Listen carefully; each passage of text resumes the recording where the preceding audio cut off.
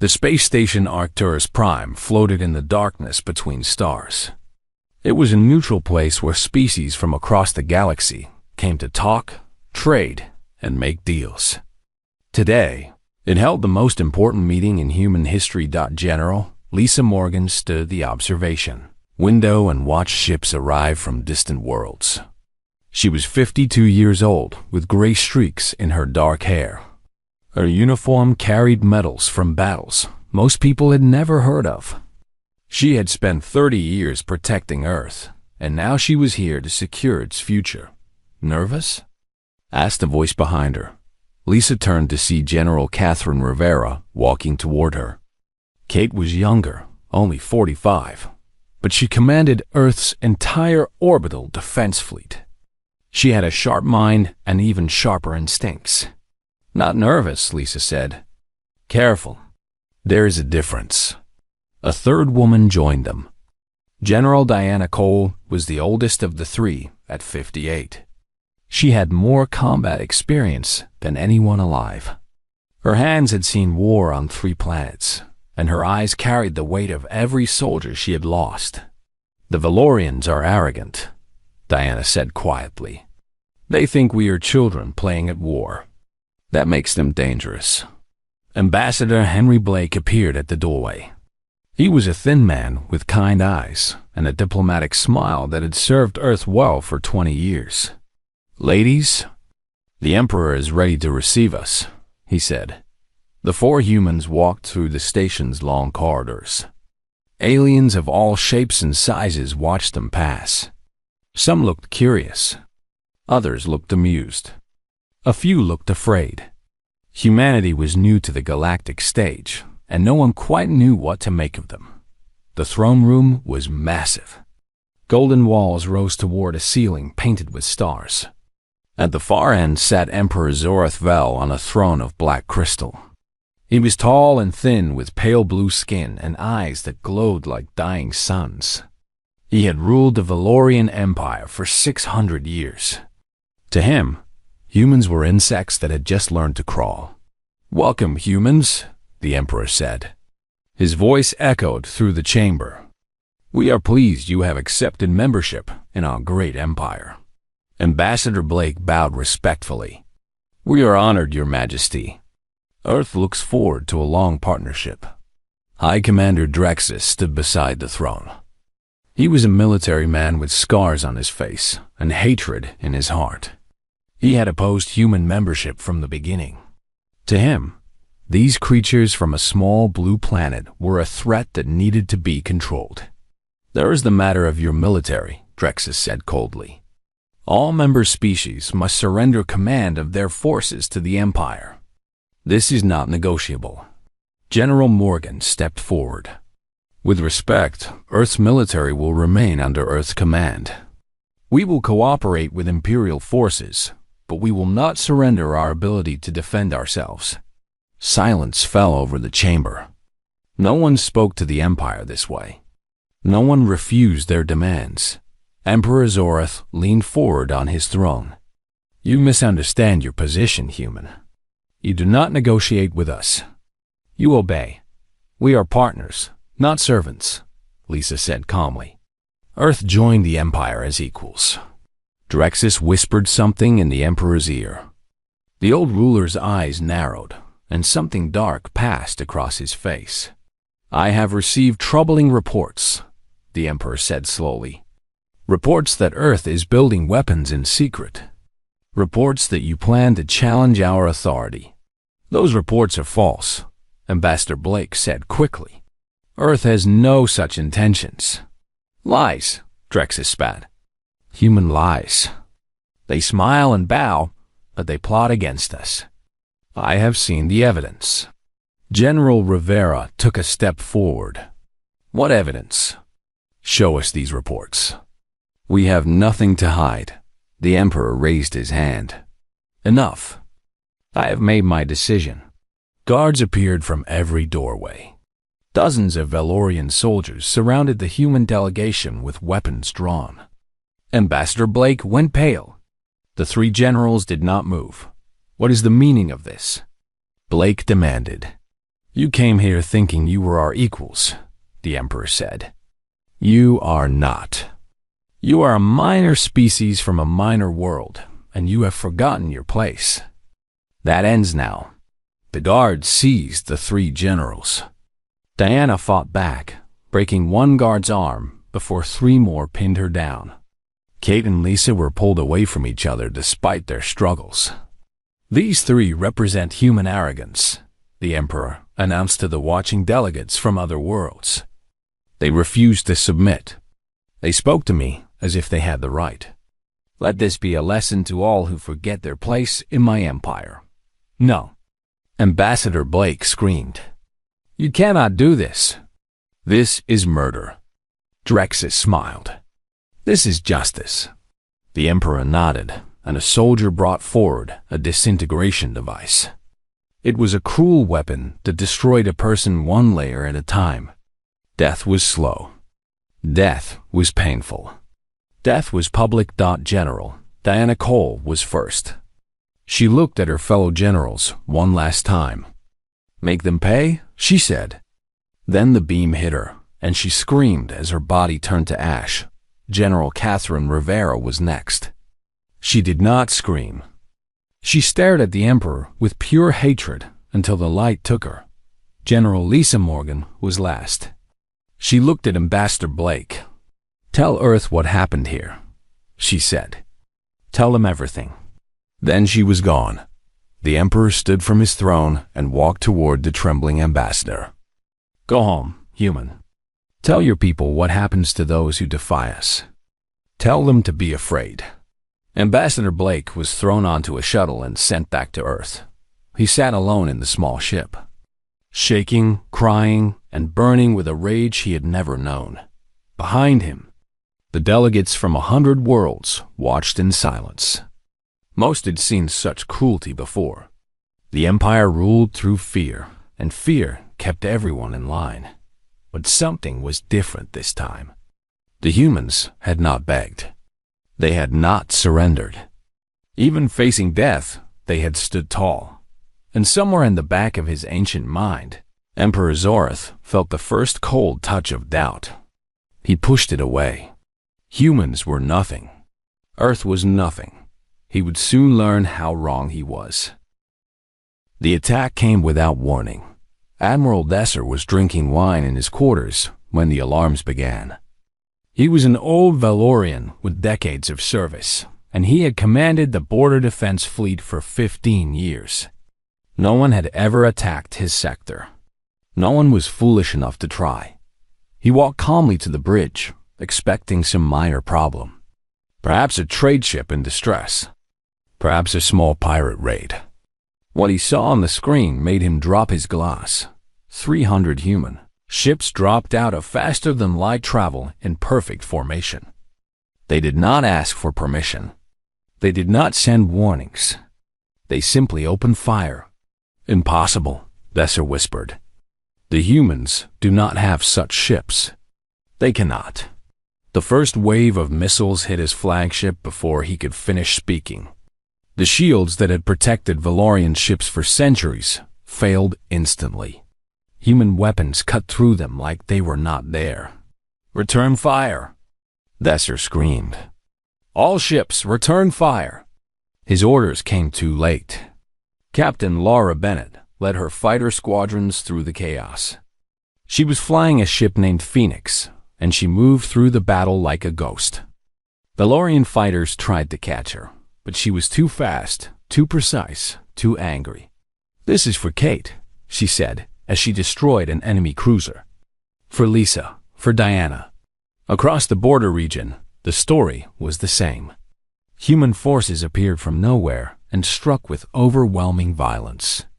The Valorians had expected months of preparation. They had expected diplomatic attempts. They had expected fear. They got none of those things. Lieutenant Commander Jack Morrison stood on the bridge of the ESS Retribution. He was young for his rank, only 35, but he had a gift for seeing patterns in chaos. Where others saw confusion, he saw opportunity. Their ships are grouping together, he said to Admiral Grant. They think numbers will save them. They are wrong. Explain, the Admiral said. They are following their standard tactics. Formation 17. Concentrate firepower. Overwhelm the enemy. But we studied their battles for decades. We know what they will do before they do it. Morrison pointed at the screen.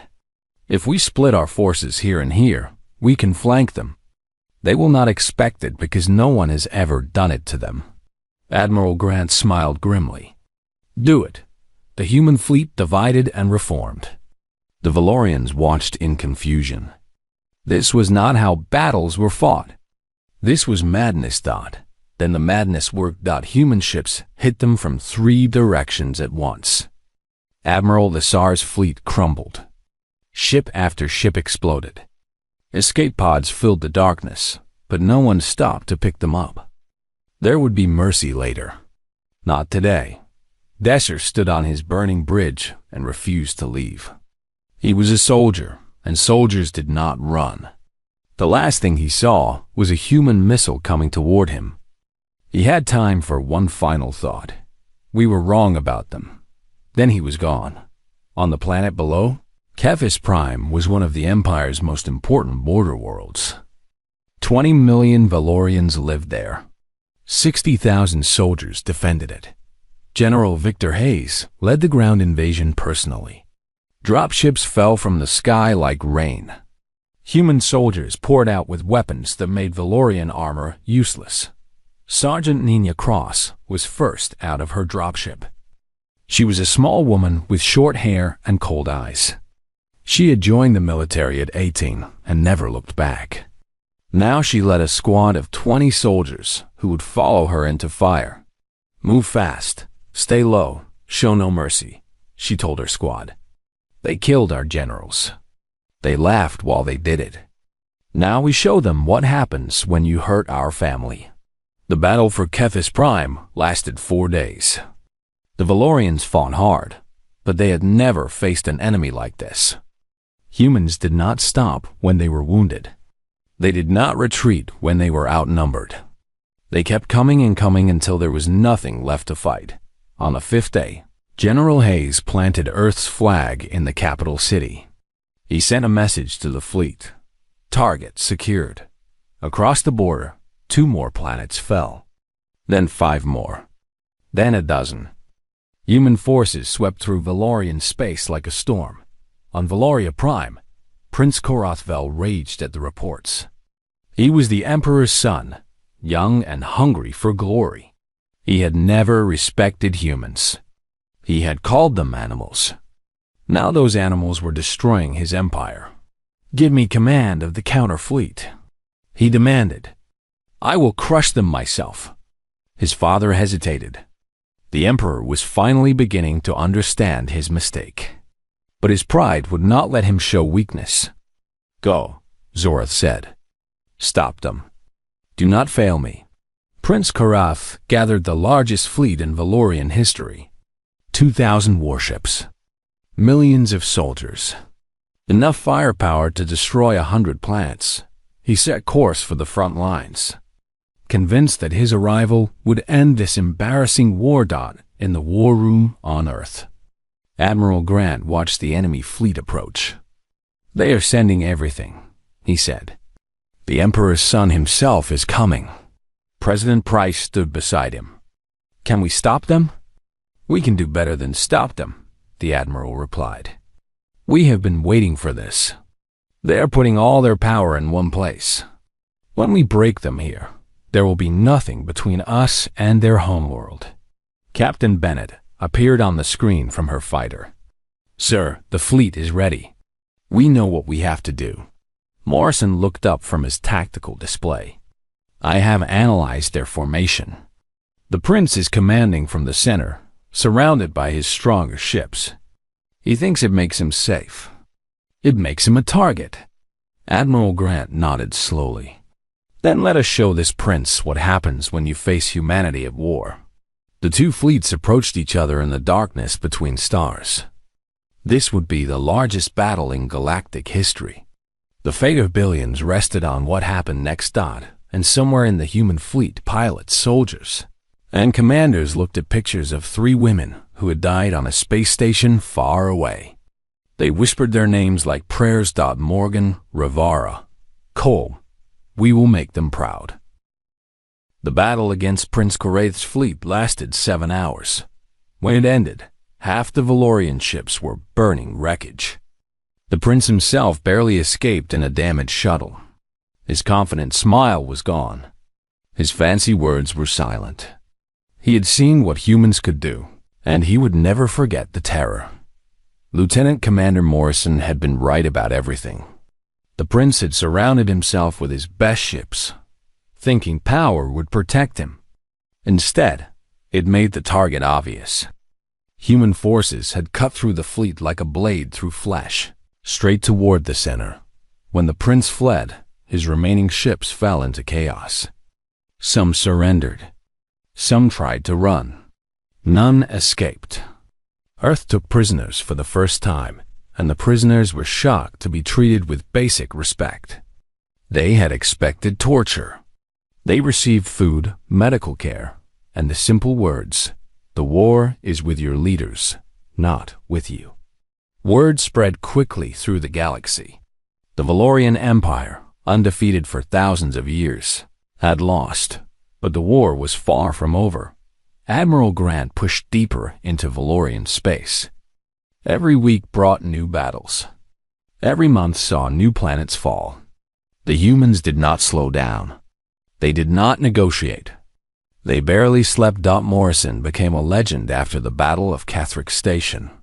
His single ship, the ESS Fury, had been separated from the fleet during a surprise attack. Surrounded by 15 Valorian warships, most commanders would have surrendered. Morrison attacked instead. He used the station's own defense systems against the Valorian ships. He flew through asteroid fields that no one should have survived. He made decisions so fast that the enemy could not react. When the battle ended, 14 Valorian ships were destroyed. The 15th had fled. When asked later how he did it, Morrison simply said, "They expected me to be afraid. I was not afraid. I was angry." On the ground, Sergeant Nina Cross led guerrilla operations that drove Valorian commanders mad. She moved through occupied territory like a shadow, appearing and disappearing before anyone could catch her. Local populations, oppressed by the Empire for generations, began helping her. They provided food, shelter, and information. "You are not like the Valorians," a village elder told her one night. "They took and gave nothing back. You fight, but you protect the innocent." Why? Cross thought about the question. "Because that is what humans do," she said finally. "We protect those who cannot protect themselves, even if it costs us everything." The elder nodded slowly. "Perhaps the galaxy needed someone like you?" As months passed, cracks appeared throughout the Empire. Military commanders began refusing orders that would kill their own soldiers pointlessly. Citizens questioned why they were dying for an emperor who lived in luxury while they suffered. Other subjugated species watched and waited. Dr. Maria Santos arrived at the front lines with a new weapon. It was called the Cascade Bomb, and it was the most terrible thing humans had ever built. A single device could destabilize a star, causing it to explode and destroy everything in its system. "We built this as a last resort," she told Admiral Grant. "If we were losing, if Earth itself was threatened. But now we have a choice. We can demonstrate its power and perhaps end this war faster." The Admiral stared at the device for a long time. "What would we destroy?" "The Catherine system. It is uninhabited except for military bases. No civilians. But it is a major staging point for Valorian forces. If we destroy it, they will lose their ability to counterattack. And they will know we can destroy anything." "Do it," the Admiral said quietly. "And make sure the Emperor is watching." 3 days later, the Kethron system vanished in a flash of light so bright it could be seen from a dozen other systems. 6 Valorian battle groups, hundreds of ships, gone in an instant. On Valoria Prime, Emperor Zorath watched the footage with trembling hands. His advisors stood in terrified silence. No one had ever possessed such power. No one had ever used it. "They will destroy us," the Emperor whispered. "They will destroy everything." High Commander Drexus stepped forward. He had urged the execution of the generals. He had told the Emperor that humans were weak. Now his soldiers blamed him for the disaster. His own guards looked at him with hatred. "We must negotiate," Drexus said desperately. "We must offer peace before." He never finished speaking. A young officer stepped forward and shot him in the chest. Drexus fell, staring up in shock as his life faded away. "That was from my family on Kethrix," the officer said. "They died because of your arrogance." No one stopped him. No one mourned Drexus. He had started this war with his whisperers and lies. Now he paid the price. Emperor Zorath became increasingly unstable. He executed generals for minor failures. He ordered impossible attacks. He retreated to his private chambers and refused to see anyone. The empire was falling apart, and he could not stop it. Prince Korath, shamed by his defeat, tried to rebuild his reputation. He led another fleet against the humans. They destroyed it in half a day. He barely escaped again, this time with wounds that would scar him forever. Across the galaxy, other species began quietly providing intelligence to Earth. Trade routes, military positions, secret codes. They were too afraid to openly rebel, but they could help from the shadows. Admiral Grant stood on the bridge of the ESS Retribution and looked at the map of conquered territory. Human forces now controlled a quarter of the empire. The Valorian homeworld was within reach. How much longer? President Price asked via secure communication. "Months, not years," the admiral replied. "Their military is broken. Their leaders are turning on each other. We have lost many good soldiers, but the end is coming." He paused and looked at the names on his wall. 3 names. 3 women who had died to start this war. "We are almost there," he said softly. "We are almost home." On a transport ship behind the front lines, Captain Laura Bennett sat alone in her quarters. She had flown more missions than she could count. She had killed more enemies than she wanted to remember. And every night, she still saw Kate Rivara's face. "I hope you can see this," she whispered to the empty room. "I hope you know what we have done for you. For all of you." She closed her eyes and dreamed of peace. But peace was still far away. There was one more battle to fight. The biggest one of all. The assault on Valoria Prime was coming. The human fleet arrived at Valoria Prime on a bright morning. 300 ships hung in orbit around the jewel of the Empire, their weapons armed, their crews ready. Below them, the Valorian homeworld sparkled with ancient cities and golden towers. 40 billion people looked up at the sky and knew their world had changed forever. For thousands of years, they had been the masters.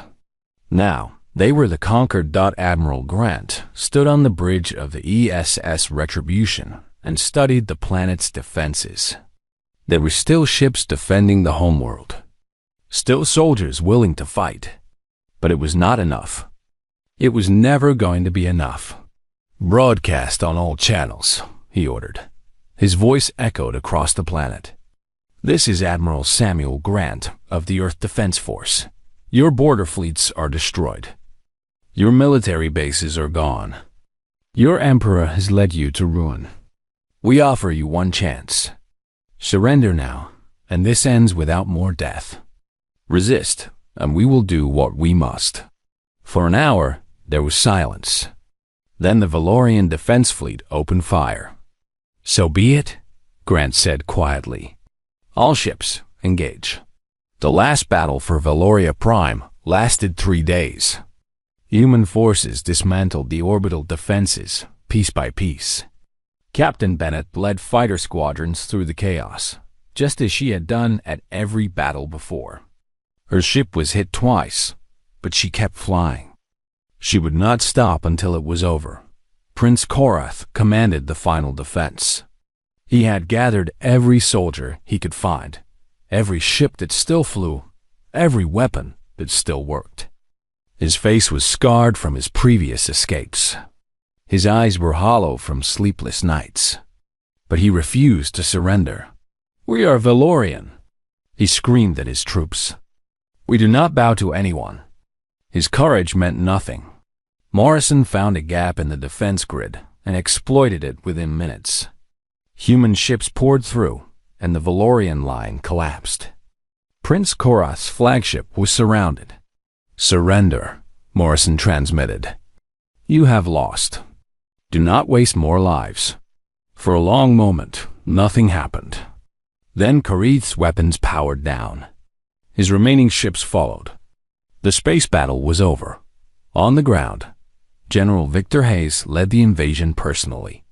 Dropships fell toward the capital city as the population watched in terror. But Hayes had given strict orders. No unnecessary destruction, no harm to civilians, no revenge killings.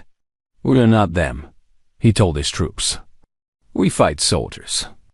We do not murder innocents. Remember that, or you answer to me."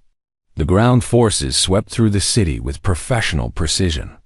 Sergeant Nina Cross led her squad toward the Imperial Palace. They faced heavy resistance at first, but word had spread that humans treated prisoners fairly. More and more Valorian soldiers threw down their weapons. By evening, Cross stood at the gates of the palace. Emperor Zorath's personal guards waited inside, the last defense between the ruler and justice. "Open the gates," Cross called out. "Your emperor will face trial for his crimes." That is the only option. The guards hesitated. They had served Zorath for decades, but they had also watched him destroy their empire through arrogance and cruelty. One by one, they lowered their weapons and stepped aside. Cross entered the palace with her squad. The golden halls were silent. Servants had fled. Advisors had vanished. Only shadows remained. They found Emperor Zorath in his throne room. He sat on his black crystal throne, dressed in ceremonial robes, looking exactly as he had on the day he killed the 3 generals. But his eyes were different now, empty, defeated. "So," the Emperor said, "the insects have come to claim their victory." Cross looked at the ancient ruler without fear. "You are under arrest for the murder of General Lisa Morgan, General Catherine Rivera, and General Diana Cole, and for crimes against humanity and the free peoples of the galaxy." Zorath laughed, but there was no humor in it. "Crimes? I am an emperor. I do not commit crimes. I make law." "Not anymore," Cross said. General Hayes arrived with more soldiers. The emperor was placed in chains and led from his throne room. He did not resist. Perhaps some part of him had always known this day would come. The trial was held on Arcturus Prime, the same station where the generals had been executed. Representatives from across the galaxy attended. Species that had suffered under Valorian rule for centuries watched as their oppressor faced judgment. President Daniel Price spoke for humanity. "Emperor Zorath Vel, you stand accused of murder, tyranny, and crimes against sentient beings too numerous to list. You killed 3 officers of the Earth Defense Force to make an example. You believed we would be afraid. You were wrong. The evidence was presented. The recording of the executions played once more.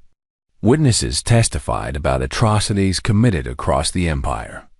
Prince Korath was brought forward in chains to face his own charges. The trial lasted 3 days. The verdict took 3 minutes. Guilty on all counts. Emperor Zorath was sentenced to death by the same method he had used on the generals. Disintegration. Slow, painful, public. He faced his execution without begging. Perhaps he had some dignity left. Perhaps he simply knew it'd make no difference. Either way, When the beam hit him, the 1,000-year dynasty of the Valorian Empire ended. Prince Korath and other war criminals received life imprisonment. They would spend their remaining years in cells, remembering what their arrogance had cost. After the trial, President Price stood before the gathered species of the galaxy. "We did not seek this war," he said. "We did not want to destroy an empire. But when they killed our people, when they thought we would submit, they discovered something about humanity. We do not forget. We do not abandon our own. And we do not stop until justice is done." He paused and looked at the memorial that had been built in the station's central chamber. 3 names carved in stone. 3 women who would never be forgotten. General Lisa Morgan, General Catherine Rivera, General Diana Cole. They died far from home, surrounded by enemies, refusing to bow. They represent the best of what we are. And today, we honor their sacrifice. In the silence that followed, Captain Laura Bennett stood at attention with tears streaming down her face. Sergeant Nina Cross stood beside her, stoic but proud. Admiral Grant watched with the weight of victory on his shoulders. Morrison, Hayes, Dr. Santos, and Ambassador Blake stood together, representing everyone who had fought, sacrificed, and lost. Earth established a new galactic council based on equality. No more emperors. No more masters and servants. Every species would have a voice. Every people would be free. The war was over. The cost had been terrible. Thousands of human soldiers would never return home. Entire planets had been devastated. But something new had been born from the ashes. As the human delegation prepared to return to Earth, Ambassador Blake stood once more at the observation window of Arcturus Prime. He remembered standing here 2 years ago with 3 women who had become his friends. He remembered their courage. He remembered their final words. "We made them pay," he whispered. "Just like you asked." Every single one of them. Somewhere in the stars, he liked to think they heard him. The galaxy would never underestimate humanity again. And in schoolrooms across 1,000 worlds, children would learn the story of how an empire killed 3 generals and lost everything. Because humanity does not forget. Humanity does not forgive. And humanity never stops protecting its own. The Vareth border outpost of Station Krell was a small facility on the edge of their space. 50 soldiers lived there, monitoring traffic and collecting taxes from passing traders. It was boring work, but safe. Nothing ever happened at Station Kreldon until the night the humans came. Commander Ryan Mitchell watched from the bridge of the Resolute as the first missile struck the station. The Vareth barely had time to send a distress signal before their shields collapsed. Human fighters swarmed the wreckage, destroying escape pods and communication arrays with cold precision. It was over in 8 minutes. "No survivors, Admiral," Ryan reported. Daniel Carter nodded. His face showed no emotion. "Move to the next target." The fleet vanished back into hyperspace, leaving behind nothing but debris and silence. For weeks, the Vareth did not understand what was happening. Outposts went quiet. Supply ships disappeared. Military bases reported attacks by unknown vessels, then stopped reporting entirely. High Warlord Kethra demanded answers from his intelligence officers. They had none to give. "It cannot be the humans," one officer insisted. "They do not have the ships. They do not have the technology. This must be pirates or rebels." Kethra was not convinced. He ordered increased patrols and tighter security. It made no difference. The attacks continued. Lieutenant Diana Cole worked in the communications center of the Resolute. She was Nathan Cole's younger sister, and she had volunteered for this mission the day after the attack on Earth. Her brother had been on leave in Chicago when the bombs fell. "I'm intercepting Vareth military traffic," she told Admiral Carter. "They're confused, sir. They don't know where we'll hit next. Good, Daniel replied. Let them wonder. The human fleet moved like ghosts through Vareth space. They struck without warning and vanished before reinforcements could arrive. They used tactics that no galactic military had ever seen. Ambushes from asteroid fields. Attacks from multiple directions at once. Jamming signals that left Vareth ships blind and deaf. The Vareth had fought many wars over thousands of years. They had never faced an enemy like this. News of the attack spread through the galaxy. The Galactic Concord watched with growing concern as reports came in. Human ships were faster than expected. Human weapons were more powerful than expected. And most disturbing of all, humans were not taking prisoners. This is barbaric, a Concord diplomat complained during an emergency meeting. The humans are violating every code of warfare. They show no mercy. They were shown none, another voice replied quietly. Across Vareth space, the destruction continued. Shipyards burned. Fuel depots exploded. Communication arrays went silent. The infrastructure that supported the Vareth military was being systematically destroyed. Admiral Carter employed psychological warfare along with conventional attacks. He never made demands. He never communicated. He simply appeared, destroyed everything, and disappeared again. The silence was more terrifying than any threat. Vareth soldiers began to break under the pressure. They jumped at shadows. They saw human ships in every sensor ghost. Some units refused to patrol border regions. Others deserted entirely. Megan Carter's ship, the Ghost, continued its reconnaissance missions. She found the location of Korath Prime, the largest naval base in Vareth space. It was the home of their main battle fleet, protected by massive orbital shields and hundreds of defense platforms. If we take Korath Prime, we break their navy, she reported to her father. Daniel studied the intelligence reports. The base was heavily defended. An attack would cost many lives, but it had to be done. Begin preparations, he ordered. The Battle of Korath Prime began on a cold morning by Earth's calendar. The human fleet dropped out of hyperspace all around the Vareth base, surrounding it completely. Alarms screamed across the station as soldiers scrambled to their positions.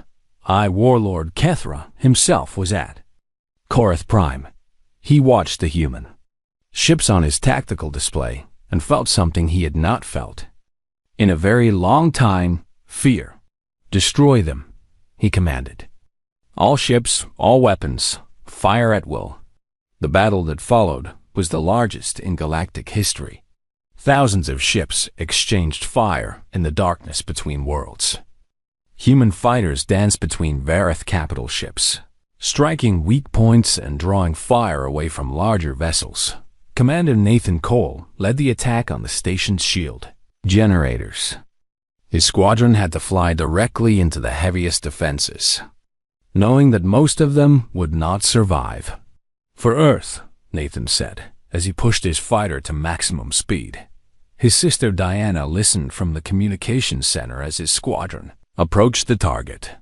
She heard the screams as fighters exploded around him. She heard his breathing grow heavy as he dodged missile after missile. The shield generators were massive structures, protected by layers of armor. Nathan's weapons were not enough to destroy them, but his ship was. Tell Dad I'm sorry I missed dinner, Nathan transmitted. Then his signal went silent. The explosion took out 3 shield generators at once. The station's defenses flickered and failed. Human ships poured through the gap, targeting reactors and weapon systems. Daniel Carter stood on the bridge of the Resolute, watching the battle unfold. He heard the report of his best pilot's death. He did not pause. He did not grieve. There would be time for that later. All ships, focus fire on their command section, he ordered. And this. The battle lasted 4 hours. When it was over, Korath Prime was a field of debris. Half of the Verith military had been destroyed in a single engagement. Diana Cole sat alone in the communications center, tears streaming down her face. Her brother was gone, but his sacrifice had broken the enemy's back. The surviving Verith ships fled toward their homeworld. Kethra was among them, his flagship damaged but still functional. He had never lost a battle before. He had never imagined that humans could fight like this. Admiral Cotter watched the retreating ships and felt no satisfaction. This was not about victory. This was not about glory. This was about one thing only. "Set course for Verith Prime," he ordered. The human fleet gathered itself and jumped to hyperspace. They were coming for the heart of the Dominion now. They were coming to finish what the Verith had started. Behind them, the wreckage of Karth Prime drifted in the darkness. Alien observers watched from a safe distance, recording everything. They transmitted their reports to the Galactic Concord, to their home governments, to anyone who would listen. The message was simple. Do not anger the humans. Do not harm their children. Do not mistake their kindness for weakness. Because when humans go to war, they do not stop until the war is won.